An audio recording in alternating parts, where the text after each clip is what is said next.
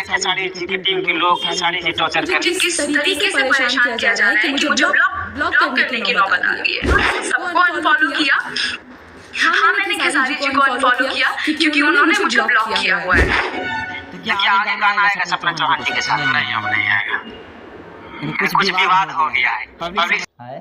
अखिलेश कश्यप बाबा ई क्या बात बोलता रहा, सपना चौहान के साथ अब ना गाना आ पाई कभी भी। तो देखो बात ऐसा बा कि अपन मतलब अखिलेश कश्यप बाबा जो बात बोले बड़न कि अब सपना चौहान के साथ कभी भी गाना ना आ पाई ना पाई ना पाई। कैसे जितना मीडिया वाला के सामने हम देखा था नहीं, अखिलेश कश्यप बाबा ये बात बोलते वन कि अब सपना चौहान के साथ ही गाना कभी भी ना आ पाई खेसारी भैया के मतलब।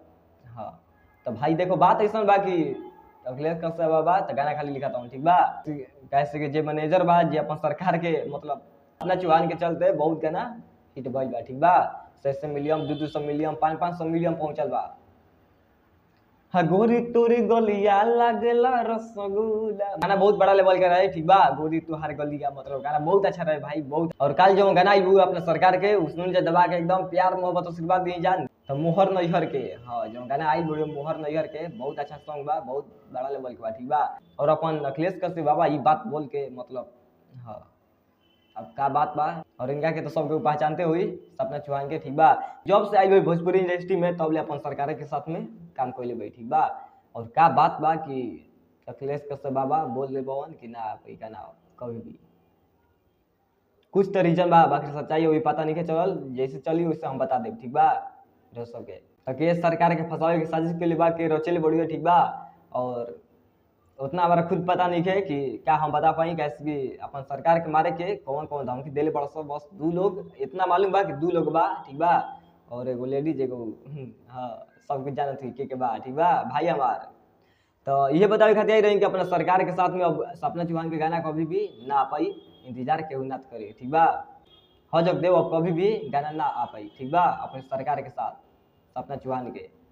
अब देखा जाओ आगे क्या होता, लेकिन जो अखिलेश कश्यप बाबा बोल दिल बड़ा बात ठहरा था बात की ना अब अपन सरकार के हाथ में बात सब कुछ ठीक बा। और फंसावे के जे साजिश कैले बा जे दिन पता लाग लू तो समझ लियो सर वो दिन से तोनी के एकदम कहानी खत्म। कैसे के पता बानू सरकार खातिर बिहार बंद हो जाला तो तोनी के तो इंसाने अब सर। हाँ और केहू 35 लाख या 40 लाख रुपया लेके चल गुला से कितना दिन के हुआ इसकली जितना बड़ा सब हुआ उतने में खेलो ठीक बा। कैसे कि सपना चौहान के साथ ये होता है। और बोले बड़ी कि मतलब केस करम हई करम FIR करम ना, अब उस सब कोनो के लेके जरूरत नहीं है ठीक बा। कैसे कि फंसावे के तो बहुत लोग साजिश करला अपने सरकार के, कुछ हो ना पाई रे भाई हमार ठीक बा। और सपना चौहान बोल रहा भाई कि भैया के टीम में मतलब कुछ ना कुछ गड़बड़ी बा। हाँ अपने सरकार के टीम में क्या गलती बा का चीज मतलब कुछ दिक्कत बा कि भैया के फंसावे के साजिश रचल जाता ठीक बा। और जे एगो रचत रहे साजिश आ जे एग्रीमेंट में फंसले रहे तो एकदम हाँ रफा दफा हो गई ठीक बा। और अपना सरकार तो एकदम अब खुलियाम जीवन अब खुलियाम गाना आवत रही ठीक बा, अब टेंशन ना रही। लेकिन एक ही बात बोले मोहन भैया वाला वीडियो देख लीजिए। भाग दौड़ मेरा ज़्यादा हो रहा है क्योंकि परेशान है जीवन में, बहुत सारी चीज़ें हैं। हमें तो अपनों ने लूटा गैरों में कहाँ दम था, मेरी किश्ती वहाँ डूबी जहाँ पानी कम था है ना। हाँ तो जगदेव कैसा वीडियो लगल है अपनों ने लूटा गैरों में दम कहाँ था मतलब एकदम रेल के रख दिल मोहन भैया। अब केकरा खातिर रेलाई चालू बोलिए तो सब के जान थी और केकरा खातिर भैया वीडियो में बोले बड़ा ठीक बा।